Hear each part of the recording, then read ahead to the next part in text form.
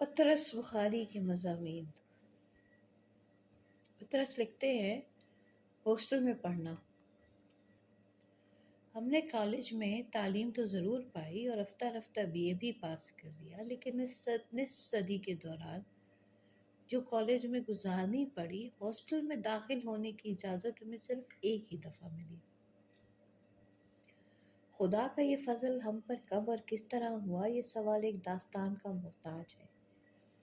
جب ہم نے انٹرنس پاس کیا تو مقامی اسکول کے ہیڈ ماسٹر صاحب خاص طور پر مبارکباد دینے کے لیے قریبی رشتہ داروں نے دعوتیں دی، محلے والوں میں مٹھائی بانٹی گئی اور ہمارے گھر والوں پر یکلخت اس بات کا انکشاف ہوا کہ وہ لڑکا جسے آج تک اپنی کوتاہ بینی کی وجہ سے ایک بیکار اور نالائق فرزند سمجھ رہے تھے، اس بات کا انکشاف ہوا کہ وہ لڑکا جسے آج تک اپنی کوتاہ بینی کی وجہ سے ایک بیکار اور نالائق فرزند سمجھ رہے تھے، دراصل لامحدود قابلیتوں کا مالک تھا، جس کی نشو و نما پر بے شمار آنے والی نسلوں کی بہبودی کا انحصار ہے۔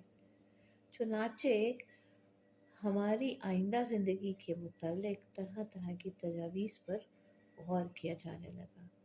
3rd ڈویژن میں پاس ہونے کی وجہ سے یونیورسٹی نے ہم کو وظیفہ دینا مناسب نہ سمجھا۔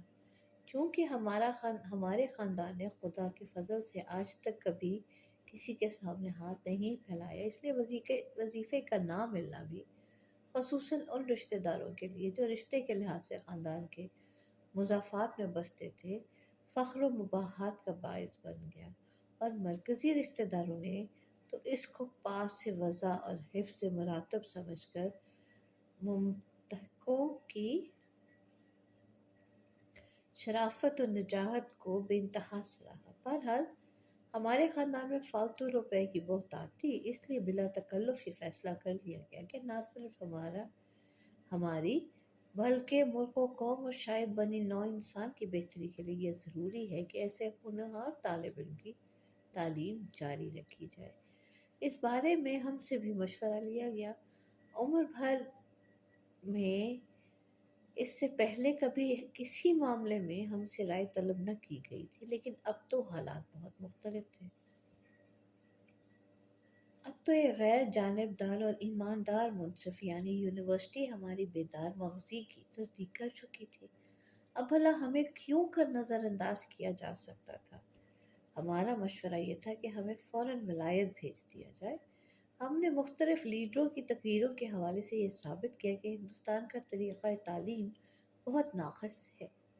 اخبارات میں سے اشتہار دکھا کر یہ واضح کیا کہ ولایت میں کالج کی تعلیم کے ساتھ ساتھ فرصت کے اوقات میں بہت تھوڑی سی فیسیں دے کر بیک وقت جرنلزم، فوٹوگرافی، تصنیف و تالیف، دندان سازی، اینک سازی، ایجنٹوں کا کام، غرضے کے بے شمار مفید اور کم خرچ بالا نشین پیشے سیکھے جا سکتے ہیں، اور تھوڑے عرصے کے اندر انسان ہر فن مولا بن سکتا ہے۔ لیکن ہماری تجاویز کو فوراً رد کر دیا گیا، کیونکہ ولایت بھیجنے کے لیے ہمارے شہر میں کوئی روایت موجود نہ تھی۔ ہمارے گرد و نواح میں سے کسی کا لڑکا ابھی تک ولایت نہ گیا تھا، اس لیے ہمارے شہر کی پبلک وہاں کے حالات سے قطعاً نا واقف تھی۔ اس کے بعد پھر ہم سے رائے طلب نہ کی گئی اور ہمارے والد، ہیڈ ماسٹر صاحب، تحصیلدار صاحب، ان تینوں نے مل کر یہ فیصلہ کیا کہ ہمیں لاہور بھیج دیا جائے۔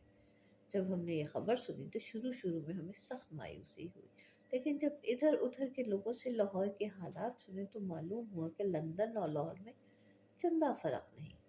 بعض واقف کار دوستوں نے سینما کے حالات پر روشنی ڈالی، بعض نے تھیٹروں کے مقاصد سے آگاہ کیا، بعض نے ٹھنڈی سڑک وغیرہ کے مشاغل کو سلجھا کر سمجھایا، بعض نے شاہدرے اور شالامار کی ارمان انگیز فضا کا نقشہ کھینچا۔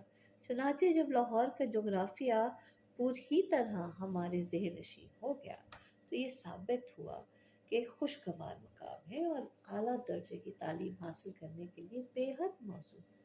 اس پر ہم نے اپنی زندگی کا پہلا پروگرام وضع کرنا شروع کیا، جس میں لکھنے پڑھنے کو جگہ تو ضروری دی گئی، لیکن ایک مناسب حد تک، تاکہ طبیعت پر کوئی ناجائز بوجھ نہ پڑے اور فطرت اپنا کام حسن و خوبی کے ساتھ کر سکے۔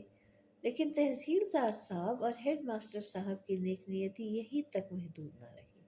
اگر وہ صرف ایک عام اور مجمل سا مشورہ دے دیتے کہ لڑکی کو لاہور بھیج دیا جائے تو بہت خوب تھا، لیکن انہوں نے تو تفصیلات میں دخل دینا شروع کر دیا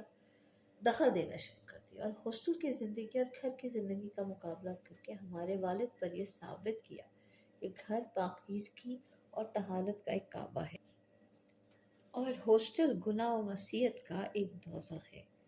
ایک تو تھے وہ چرب زبان، اس پر انہوں نے بے شمار غلط بیانیوں سے کام لیا، چنانچہ گھر والوں کو یقین سا ہو گیا کہ کالج کا ہاسٹل جرائم پیشہ اقوام کی ایک بستی ہے، اور جو طلبہ باہر کے شہروں سے لاہور جاتے ہیں، اگر ان کی پوری نگہداشت نہ کی جائے تو وہ اکثر یا تو شراب کے نشے میں چور سڑک کے کنارے کسی نالی میں گرے پڑے ہوں گے، یا کسی جوئے خانے میں ہزار روپے ہار کر خودکشی کر لیتے ہیں، یا پھر فرسٹ ایئر کا امتحان پاس کرنے سے پہلے 10-12 شادیاں کر بیٹھتے ہیں۔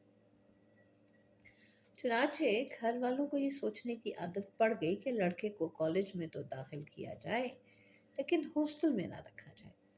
کالج ضرور مگر ہاسٹل ہرگز نہیں۔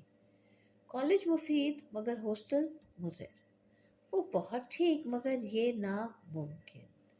جب انہوں نے اپنی زندگی کا نصب العین ہی یہ بنا لیا کہ کوئی ایسی ترکیب سوجی جائے جس سے لڑکا ہاسٹل کی زد سے محفوظ رہے، تو کسی ترکیب کا سوج جانا کیا مشکل تھا۔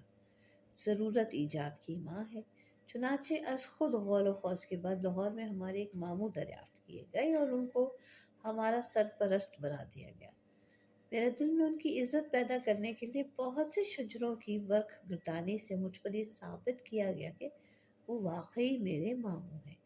مجھے بتایا گیا کہ جب میں ایک شیر خوار بچہ تھا تو وہ مجھ سے بے انتہا محبت کرتے تھے، چنانچہ یہ فیصلہ ہوا کہ ہم پڑھیں گے کالج میں اور رہیں گے ماموں کے گھر۔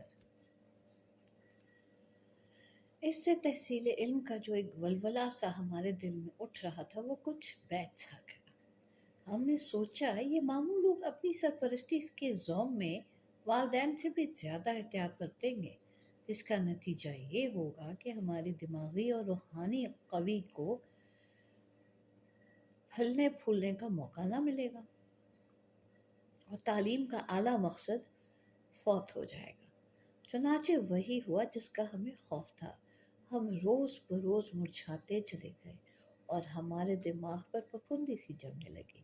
سنیما جانے کی اجازت کبھی کبھار مل جاتی تھی، لیکن اس شرط پر کہ بچوں کو بھی ساتھ لیتا جاؤ۔ اس صحبت میں بھلا سنیما سے کیا اخذ کر سکتا؟ تھیٹر کے معاملے میں ہمارے اماموں کا ایک مشہور قول ہے کہ ڈوبتا وہی ہے جو تیراک ہو، جیسے تیرنا نہ آتا ہو پانی میں گھستا ہی نہیں۔ گھر پر آنے جانے والے دوستوں کا انتخاب ماموں کے ہاتھ میں تھا۔ کوٹ کتنا لمبا پہنا جائے اور بال کتنے لمبے رکھے جائیں، ان کے متعلق ہدایات بہت کڑی تھیں۔ ہفتے میں 2 بار گھر خط لکھنا ضروری تھا۔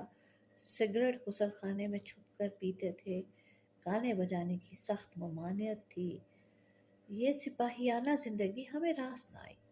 یوں تو دوستوں سے ملاقات بھی ہو جاتی تھی، سیر کو بھی چلے جاتے تھے، ہنس بول بھی لیتے تھے، لیکن وہ جو زندگی میں ایک آزادی، ایک فراخی، ایک وابستگی ہونی چاہیے ہے، وہ ہمیں نصیب نہ ہوئی۔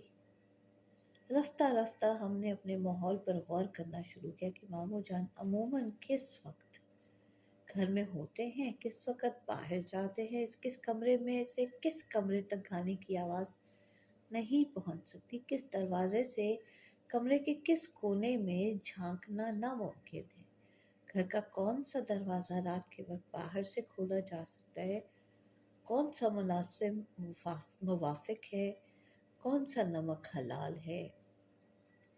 جب تجربے اور مطالعے سے ان باتوں کا اچھی طرح اندازہ ہو گیا تو ہم نے زندگی میں بھی نشو و نما کے لیے چند گنجائش پیدا کر لی۔ ابھی کے لیے یہاں تک۔ پسند آئے تو لائک کیجیے، سبسکرائب کیجیے، کامنٹ کیجیے۔ اس سے اگلا چیپٹر کچھ دیر کے بعد اگلی قسط میں. امید ہے آپ کو پسند آئے گا. ہمارا ورثہ سے اللہ نے کے بعد.